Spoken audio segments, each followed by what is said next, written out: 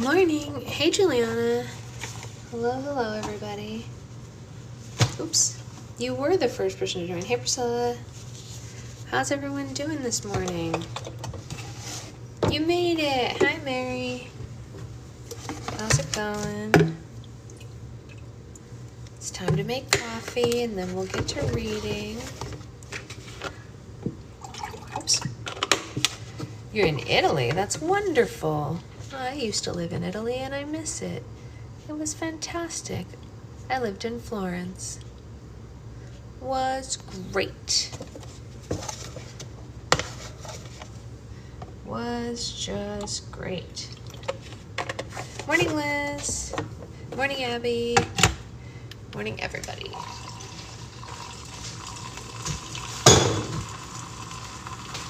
All right, let us make some coffee. Hey, Naisa. You're in Sicily. Oh, I have a friend who lives in Sicily. She lives, well, near Palermo, but not in Palermo, just like outside of it. Smaller area. It's very cool. Why did you just have a sticker on your head saying join my team? I don't know. If I did, it wasn't my fault. I didn't put it there. Hey, Addie. Hey, Anya. How's everyone doing this morning? What is going on here, do we think?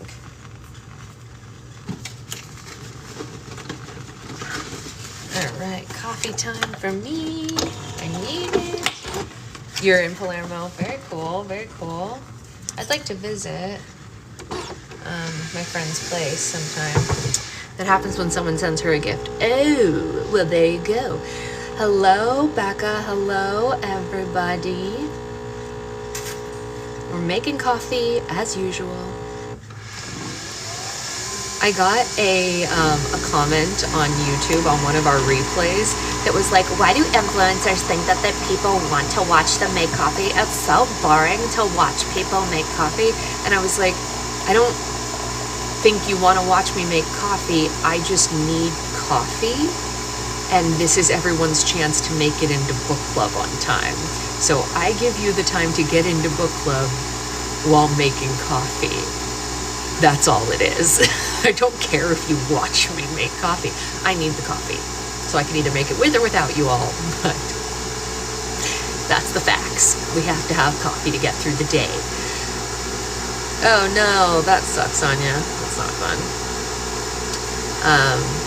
I know, right, Abby? It's so funny. Some of the things that people on there's only like 3 types of comments I get on YouTube. One of them, this is not a joke, you guys. Yes, it's an appropriate amount of time ahead of reading. It's not like a long time. Stop forcing us to watch you make coffee. It's the only part you stay for, Mina. This is the part you want. My most commented, do you guys want to know what the number one thing is that people comment on my YouTube? There's one thing. You guys ready for it? I bet Becca knows because she goes into the comments sometimes. When I do roll for slimes or custom slimes, let's just use Abby because she's the one who said, please share. Let's pretend I'm making a roll for slime for Abby, and I do a voiceover, and it says, this roll for slime is for Abby, blah, blah, blah. And I will get 50 comments that say, my name's Abby.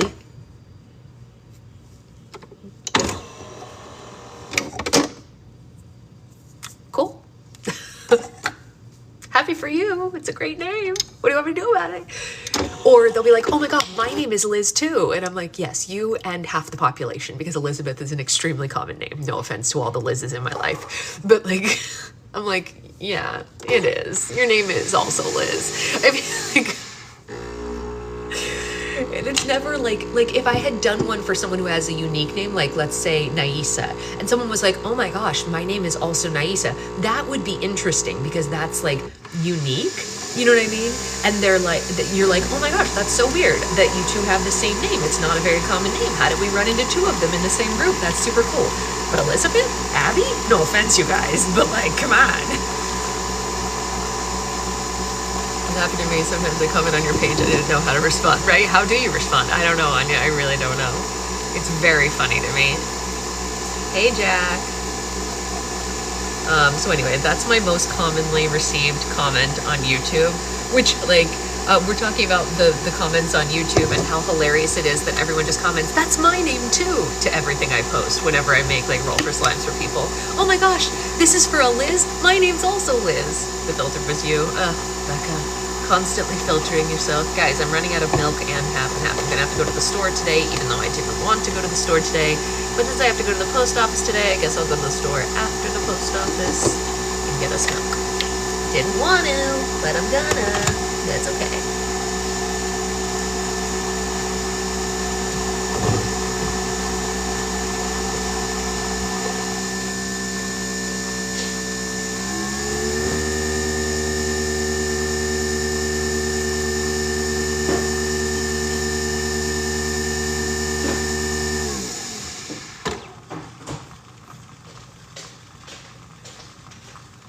I stayed out late last night finishing a book that made me cry. Which one? Oh, Love on the Brain is great. You're gonna love. Well, you're gonna like love hate it. My name isn't common, just spelled uncommon. Yeah, that's true. That's true.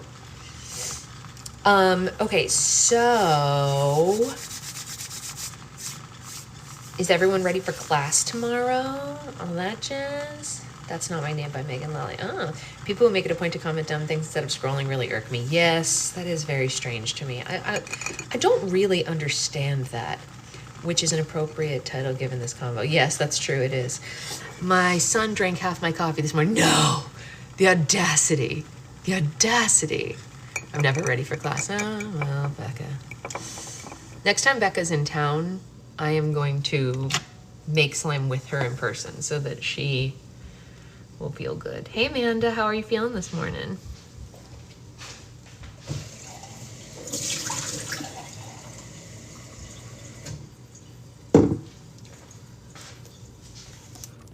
I am an excellent teacher, Becca. I don't need luck. I have skill. Yeah, there you go. Okay, so I have a little bit of news for anyone who is not on Patreon. The first thing I actually wanted to say is if you are not a Patreon member, you should sign up for my Patreon free membership anyway, even if you, like, I know that Sloth is in Canada and like other reasons why people can't join Patreon, which is totally fine, but there is a free newsletter on Patreon and I do send out updates on it. So if you ever want to just like get updates that come to your email, I don't send them out frequently. It's like once a month. So it's not like I'm flooding your inbox, but you can for free get the newsletter from Patreon. So that might be something worth signing up for because it's free, you know? Deborah's using a different car for her work trip, so she's getting miles from me. Ooh, I love to see that. The second thing I wanted to say is I put up a thing yesterday that is on Patreon, but available even if you're not a member. It's under the Patreon shop, and it is yeah, you might as well, Sloth, right? It's free, so like, what do you care, right? There's no harm there. And I don't really send out very many updates. It's only something like yesterday I started recording the audio for my book, and I figured since a lot of people like book club, I would do it kind of in book club style as I'm recording it for the Audible thing.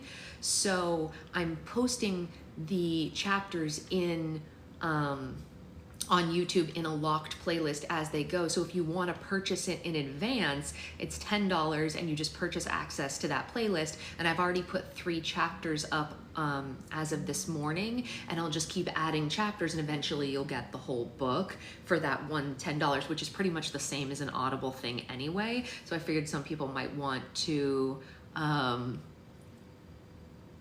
yes. That's funny. So if anybody is not a Patreon member, you can still purchase access to that book. Both of us, Becca, both of us. It's like a bonus book club. That's exactly right. And there will be new chapters put up all the time. Is that where your audiobook will be permanent? It will live there permanently, but I'm also planning to have it on Audible once it's done. But the thing is about Audible, the reason I'm doing it this way is Audible actually requires you to have it in chapter segments. So I'm recording it in chapter segments because that's what Audible wants, rather than recording it in one big thing and then cutting it later. So I'm doing that, and then once I have it all, it'll all go up on Audible. And you just reminded me to renew my grab bag. I'm gonna grab you once again. Yay! I'll link that ship out to you today since I'm going to the post office today. So that is for anyone who wants the audiobook version of the book. A lot of you already have the physical book, so don't stress, but some people like listening to it or reading along with it. Some people don't read, some people only listen. Some people just want to hear the characters in my voice. It's up to you guys, whatever you want. And that is the whole kit and caboodle of the announcements. So, speaking of reading, guys, we are almost halfway done with this book, which hurts my soul just a smidge. Just in case you didn't know, we are getting a Chris Coffer fan club sticker designed. Hey, Avery. Avery, did you see that I did post yesterday's thing last night for you? I hope you saw it. If you didn't have a chance to listen, I can't give you a recap, but I did post it just like I promised I would. I did do it. So we will have, two things actually book club related that I wanted to tell you guys. If anyone on my Patreon is a frequent book club person, I did get those fabulous horses for the unicorn stickers made, and I've just been putting them in the bags of anyone I know is a part of book club, just like for fun. But we are also getting Chris Coffer fan club stickers made. You listen to almost all. Okay, so you know what happened basically, so that's perfect. We are getting Chris Coffer fan club ones made. I got you. I just wasn't sure because I don't know if I want to purchase twice. Yeah, no, you don't have to purchase twice. No, it's never going to be taken away from there. So if you don't have Audible, you might as well get it this way. It's going to be cheaper on here anyway because Audible actually charges, takes a bigger chunk. So I would have to charge more on Audible, which is another reason why I did that. Patreon takes less out of my purchases than Audible would. Audible takes something like 25%. Avery, we're talking about, I started recording the audiobook for my book, and I have it up in the Patreon store if you want to listen to it book club style, like chapter at a time before I get it up on Audible. It's available for purchase there. It's only 3 chapters right now, but you only pay once and you'll get all the chapters as they become available. So it's kind of like like an episodic, which is kind of fun. But if you want it cheaper, get it on Patreon because Patreon takes less of a cut, so I'm able to charge less there. Patreon takes, I believe, 8% of every purchase, and Audible, I believe, takes 25%. So to make the same amount, I would have to charge more on Audible. That's another good thing for everyone to know if they're wondering like where the pricing structure, like why I'm able to charge less certain places for such thing. Yeah, it is a big cut. It's a big cut. Yeah, so $10 is a pretty good deal, you know? Oh, it's not a big deal, Becca, don't worry. It actually boosts my page to have people purchase things on Patreon, so it doesn't bother me. All right, let's get to reading and let's do this. Are you ready?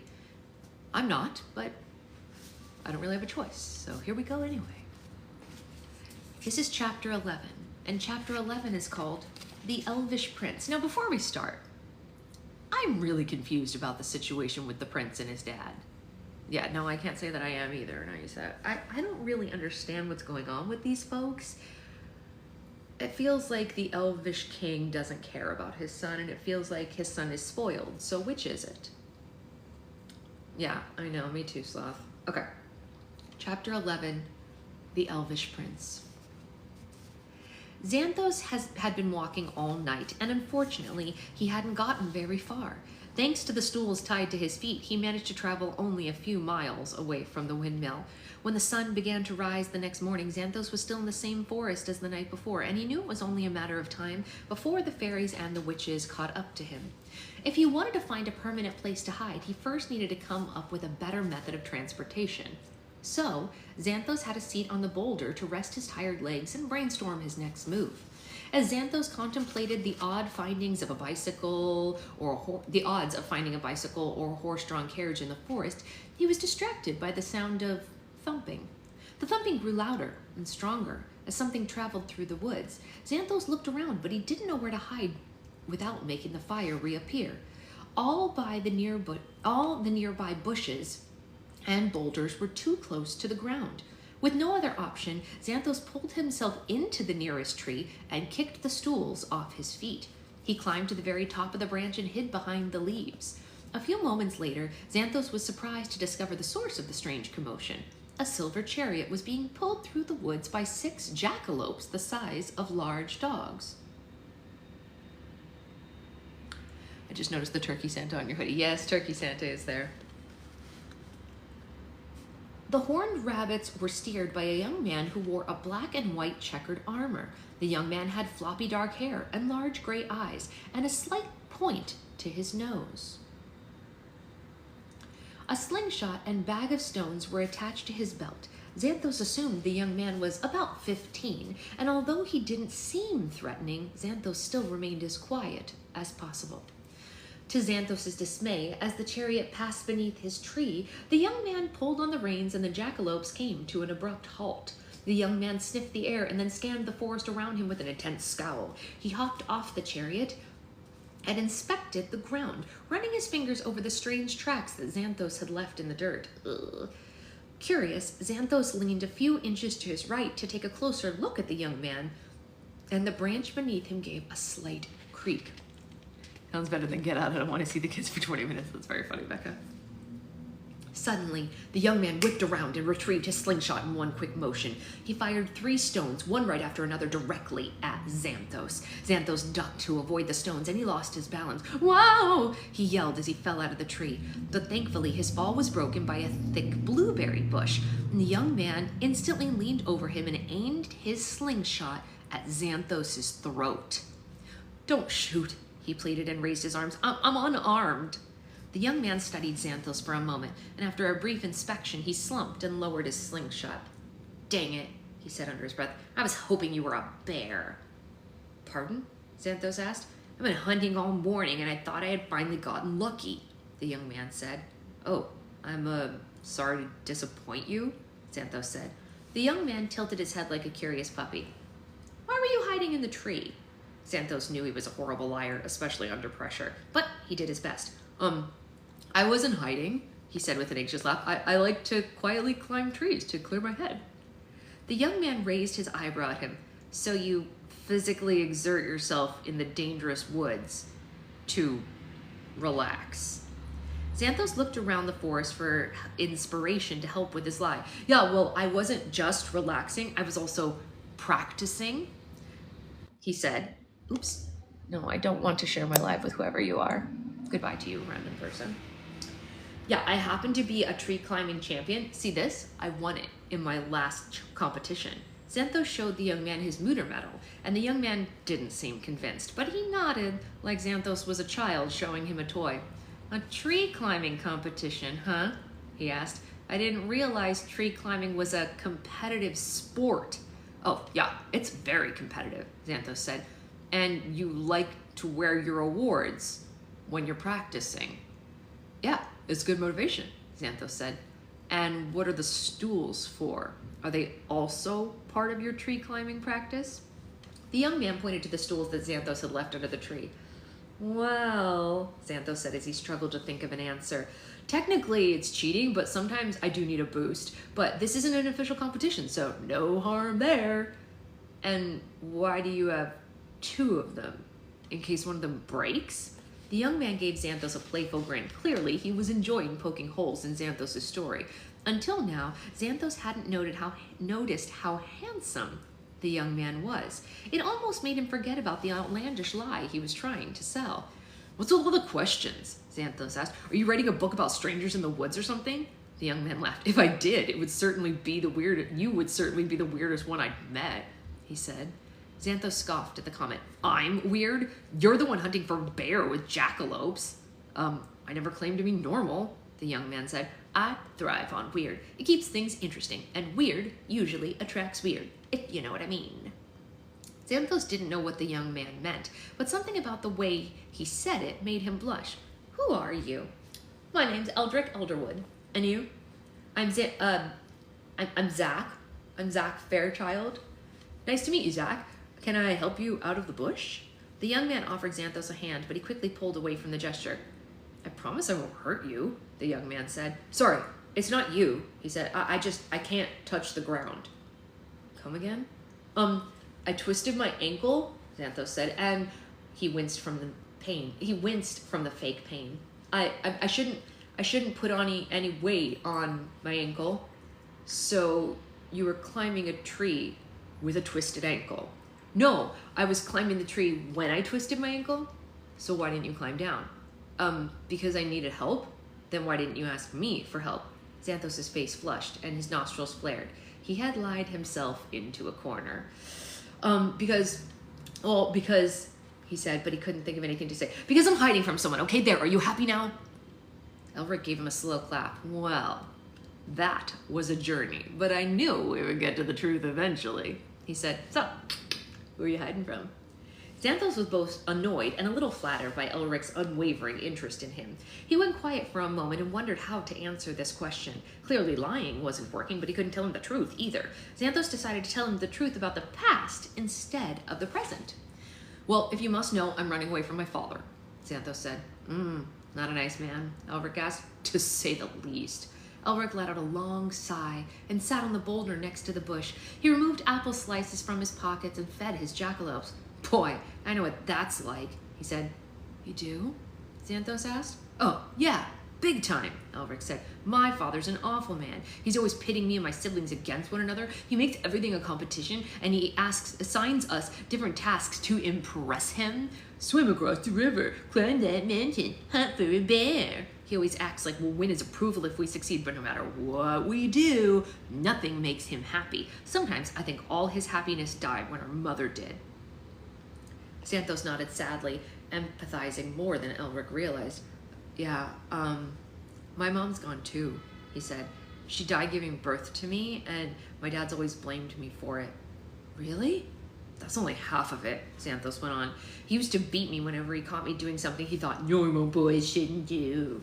I desperately tried to please him, but he always found a new reason to resent me. I spent a long time thinking there was definitely something wrong with me, but the truth is, he was the broken one. Not me. The boys locked eyes and gave each other a bittersweet smile. However, the longer they stared at one another, the less bitter and the more sweet it became. Xanthos couldn't explain why, especially given the circumstances, but there was something in Elric that he trusted and really liked. Sounds like we have a lot in common, Elric said. Xanthos blushed again. Weird attracts weird, right? The boys held their smile until the silence was on the brink of becoming awkward. Elric finished feeding his jackalopes and hopped back onto his feet. I'd be more than happy to give you a lift to the next town, he offered. Xanthos was excited by the idea of going anywhere with Elric, but he quickly reminded himself of why he was in the woods in the first place. No, actually, I think it's better if I just stay out of sight, at least until I figure out a plan, he said. Like to avoid my father?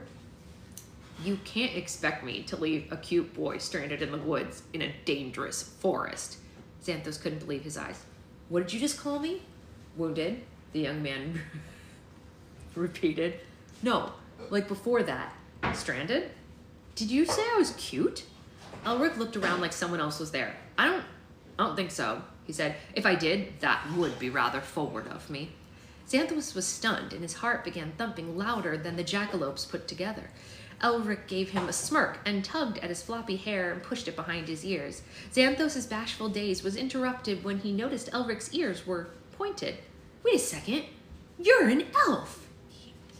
Is that a problem? Elric asked. No, of course not. I'm just surprised, he said. You're so much taller than the other elves I've seen. Elric winced as if it was an embarrassing subject. Yeah, I'm sort of a prince, he said. Aristocratic elves are bigger than the other elves. It's just the way that our species evolved over time. My family says it's because we're superior, but honestly, I think my ancestors just hogged all the milk and vegetables. Xanthos was suddenly struck by an idea. Of all the kingdoms and territories in the world, the Fairy Council had visited the elf territory the least in their travels, but Xanthos could never forget laying eyes on the territory for the first time. All the elves lived in tiny homes that hung from branches of a massive tree in the northeast.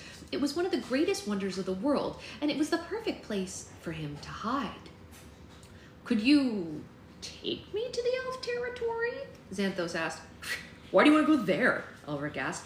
Because my father would never find me with the elves, and I've always wanted to see it. Elric bit his lip as he thought it over. I suppose I could, but one condition, he said. Yeah, what's that? Elric smirked. You have to tell my father that I saved you from a bear. Just one? Xanthos asked. I remember there being a whole pack of bears. That's the spirit, the elf said. We better get a move on. Elric headed for the chariot and motioned for Xanthos to follow him. Xanthos lingered behind, anxiously eyeing the ground. What's wrong? Elric asked. I wasn't lying about my ankle, Xanthos said. I hate to ask, but would you mind carrying me to the chariot? I thought I was a prince, the elf said. Elric scooped Xanthos out of the bush like a baby and gently placed him down in the chariot. The elf whipped the reins and the jackalopes raced forward, heading for the elf territory and the higher ground that Xanthos desperately needed. Yeah, I think the Elf King probably is bad, but this seems like his younger son, right? This definitely isn't the boy that's obviously off with Bristol, the older one, Elrond. Or whatever the other one's name is. I think the other one's Elrond. After tumbling through the ocean for what felt like forever, Bristol finally felt... What am I doing? Yeah, okay. Sorry. After tumbling through the ocean for what felt like forever, Bristol finally felt sand and brushed past the tips of her toes. The next thing she knew, a powerful tide threw her onto the shore and on an island. She tried to stand, but the waves kept crashing on top of her, knocking her back to the ground. Bristol was so exhausted that she could barely lift her head, let alone get to her feet. "Lucy!" she called. "Lucy!" Bristol looked around the island. The beach was covered in pale sand and piles of black, jagged boulders were scattered around the land. Why did I say it like that? I'm sorry. Scattered around the land is the normal way people say that. The air was so smoky that she could barely see the sun through all the haze. Nothing about this strange place seemed welcoming. In fact, Bristol felt like she was on another planet entirely. "Hey, Bristol, I'm over here." Lucy's voice gave Bristol the boost of energy she needed to stand. She felt a sharp pain in her right wrist, and she pushed herself upward, figuring she must have broken it in the fall. She trekked across the sand to the other side of the beach and found Lucy lying against a boulder. She widened her eyes as she saw her clutching her left leg. "Oh, thank God you're alive," Bristol said. "Are you hurt?" "I think I broke my leg," Lucy moaned. "Can you fix it?" Bristol reached for her wand, but it wasn't there. "Oh, my wand!" she gasped. I lost it in the ocean," Lucy moaned even louder. "Oh my God, could this day get any worse?" Bristol ran her fingers through her hair and glanced around the island in a panic. Without her wand, how would she survive the Temple of Knowledge? And now that the Magbirds and the carriage had been destroyed, how would they ever get off the island? As she gazed around the ocean, she spotted Gobzella floating amongst the waves. The goblin used one hand to swim toward the land while the other was wrapped around Prince Elrond. There we go, it is Prince Elrond. The elf was unconscious and his face was blue. Butternut and Spanky's arms were wrapped around Gobzella's neck and they were using her like a raft. "Gobzella!" Bristol shouted as she waved. "We're over here!" "I got the little guys, but I couldn't find the knights," Gobzella called to them. "I don't think they survived the crash." Eventually, Gobzella made it to shore. Once the goblin had dragged the others from the water, she collapsed to her knees and caught her breath. I have to say, I do really love Gobzella. She's a good egg. She really is. She's saving everyone she can find. I mean, round of applause for Gobzella, you guys. Prince Elrond was laid out across the sand, but he didn't move a muscle. His face was getting more blue by the second. Spanky began giving the elf mouth to mouth while Butternut jumped up and down on his belly. After a few moments, the troll placed an ear against Prince Elrond's torso. "I don't hear a heartbeat," Butternut said. Gobzella crawled to the elf's side and pushed the troll and the dwarf off his body. She pounded on the prince's chest with both of her fists. "Stay away from light, Your Highness," she said. "No elves dying today. I repeat, no elves are dying today." She's not a princess. She's just a guard, Becca. Yeah, she's just a guard from the goblin's place that got sent on this mission. She's just a nice gal. But the knights were making fun of her. They're so mean. Lucy stuck up for her, though. It was good. If the elf's heart had stopped beating, Gobzella definitely restarted it. Prince Elrond sat straight up as if he had been electrocuted, and he coughed up a gallon of salt water. "Ugh, this can't be heaven," Prince Elrond said as he looked around the island. Lucy suddenly shrieked and made all the delegates jump. What's wrong? Is it your leg?" Bristol asked. "No, I saw something moving," Lucy exclaimed. She pointed to the black boulder behind her, and the others went quiet as they watched the rocks. Just when they were convinced that Lucy's eyes were deceiving her, something large and dark scampered between the boulders. "There, did you see it too?" Lucy asked. "I saw it too," Spanky said. "So did I," Butternut said. "It looked like some kind of reptile." Scampering happened again, but this time in many places. Bristol gulped. We aren't alone. The delegates' heads jerked back and forth as they spotted more and more figures dashing from the hiding spot to hiding spot. They caught glimpses of body parts as the mysterious creatures moved around them, a tail here, a claw there, even a tongue. The delegates could also hear hissing and rattling as the figures moved closer and closer. And then, to everyone's horror, dozens of enormous reptiles the size of tigers crawled out from the boulders. They had long, scaly black bodies, forked tongues that slithered in and out of their wide mouths, and sharp claws that scraped across the rocks as they crept. Dear God, what are those? Prince Elrond asked. Those must be the unlikely guardians protecting the Temple of Knowledge, Lucy said. Nobody panic just yet, Spanky said. These things could be herbivores, for all we know. I'd say Gobzella's more likely to win a beauty pageant than those to be herbivores, Prince Elrond said.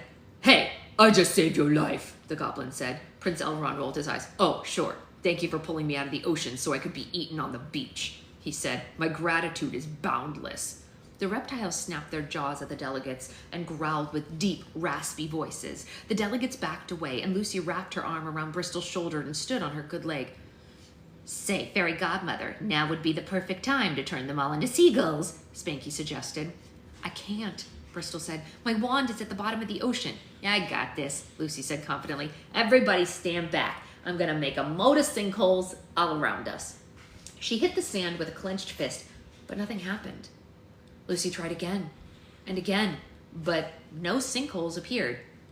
I don't understand. Why isn't our magic working? Lucy asked. You couldn't stop the bomb in the carriage. Now I can't summon one of my trademark sinkholes? Bristol gazed around the island in terror. We both felt strange when we entered the dome, she said. Maybe something about this place is blocking magic. The reptiles were multiplying by the second. Dozens became hundreds. Hundreds became thousands. The creatures watched the delegates with big, hungry eyes, but they never looked away. Bristol knew it was only a matter of seconds before these reptiles attacked. Any other ideas? Prince Elrond asked. Maybe we can outrun them? Bristol said. One way to find out, Butternut said. The troll took off running down the beach. With nothing else to do, Gobzella scooped up Lucy, and all the delegates raced after Butternut. The reptiles charged after their prey, but unfortunately, they were very fast runners. As the delegates ran down the beach, even more reptiles slithered out from the boulders and joined the chase. The delegates ran until they couldn't run anymore. They were gasping for air and getting weaker with every step. I'm sorry, Spanky wheezed. I can't go any further. Me neither, Butternut said. Tell my father I'm sorry, Elrond panted. And one by one, the delegates started to pass out and drop into the sand. The reptiles surrounded them, snapping their sharp teeth as they circled closer and closer. Gobzella sat Lucy down and started punching and kicking the creatures. Come on, you scaly nightmares, she shouted. Who wants a piece of me?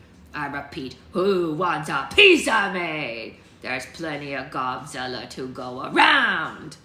5 reptiles pounced on the goblin, wrapping their bodies around hers like a giant snake. Gobzella tried to fight them off, but they gripped her throat with their tails. Their grip got tighter and tighter, and eventually the goblin's eyes shut, and she fell beside the others.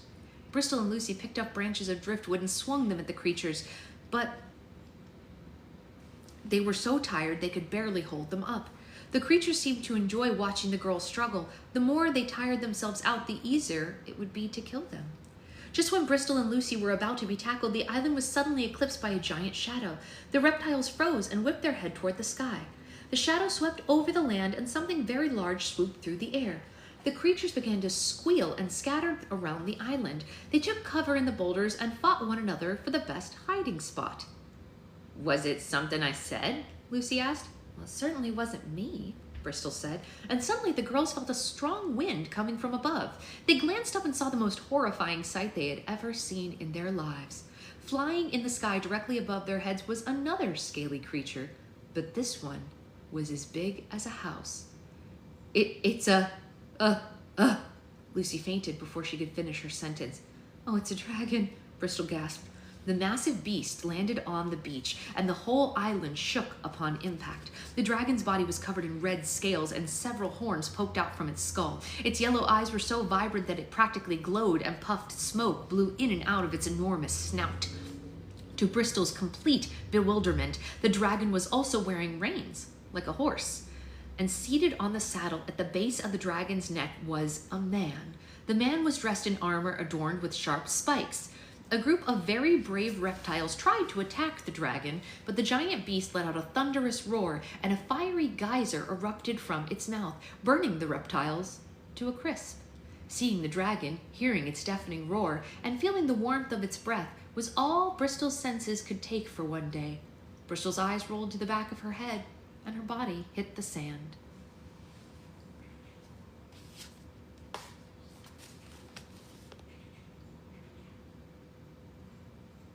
Okay. Well, I thought that the elf prince was going to be... I believe it, Mary. I believe it. I thought the elf prince was going to be sad, but that was a happy chapter. But this is not good. And now all of our favorite characters are all passed out on the beach along with the prince who I don't like. Everyone else in this group, besides the knights who are lost in the ocean and the elf prince who's a jerkwad, they're all great. Gubzella, great. Spanky, great. Butternut, great. Lucy, great. Bristol, great. Fan. I'm a fan of all of them. I want them all to survive. All of them are great. Spanky's a little bit of a conspiracy theorist, but other than that, he's a really nice guy. Listen, we've all got faults. Conspiracy theorist isn't the worst. He believes there's mole people. Okay, so what? Maybe there's mole people. I don't know.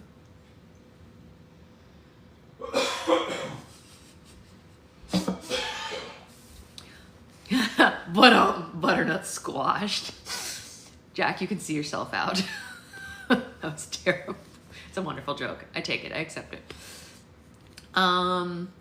Okay, well, that was wild times. Crazy.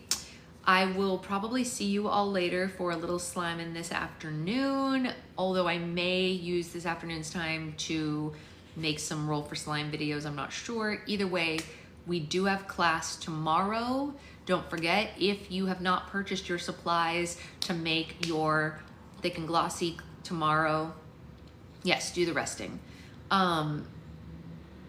Please go get those. They're all available at like Target, Walmart, the dollar store, whatever. So just make sure you go grab those. The ingredients for thick and glossy are pretty specific. I always get a lot of questions being like, can I replace this with this? A lot of times you can, not today. Yeah, exactly, Jen. And then you'll just use it over time. The ingredients for Thursday's class are specific. So I would just get them as they're written, and that's all that she wrote. So that's it. If we don't see you later, have a nice day. Same to you, Avery. And just so you guys know, all of the book club days except for today are already up on YouTube. Yeah, the sun's coming back here, so we seem to be in good shape. Maybe I'll have my friend's daughter join us. Yeah, why not? Kids are welcomed, always welcomed in class. Yeah, that's tomorrow. And obviously we have book club tomorrow morning. That's pretty much it. So we've got a lot of good stuff happening. And, oh, well, send me your son. I'll take it. Yeah, and the audiobook is started up. There's 3 chapters of my audiobook already up, and also the prologue and the well, not prologue, it's like a proclamation or whatever. So feel free to go listen to those. I'm gonna give my voice a rest today. Oh, your kids. I'm gonna give my voice a rest today and not record any chapters today, but I will record more chapters tomorrow and get those up. And then that's pretty much it. All right, see you guys later. Bye, guys.